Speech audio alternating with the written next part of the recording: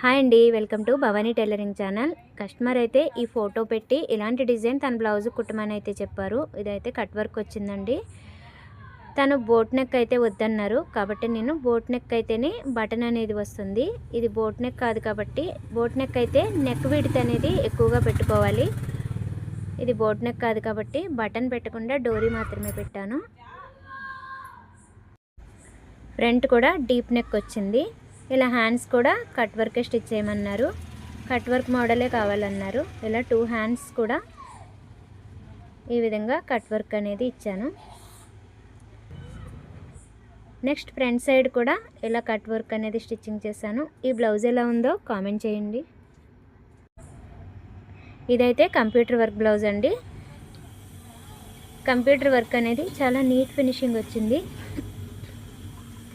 ఇలా హ్యాంగిల్స్ అనేవి ఖర్చు కనిపించకుండా ఎలా స్టిచ్చింగ్ చేయాలి, ఇలా డోరీ ఇంత సన్నగా ఎలా కుట్టుకోవాలో కూడా నేను వీడియోస్ చేసి పెట్టాను.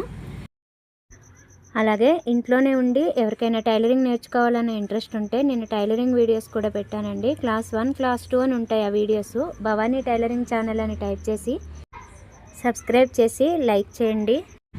నేను ఏ వీడియో పెట్టినా మీకు నోటిఫికేషన్ ద్వారా వస్తాయి.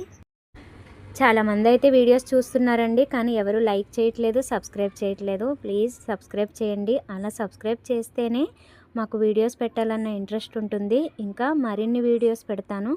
మీకు ఏవైనా నేర్చుకోవాలి అని ఉంటే, మీకు ఏవైనా డౌట్స్ ఉన్నా కూడా నాకు కామెంట్ చేయండి.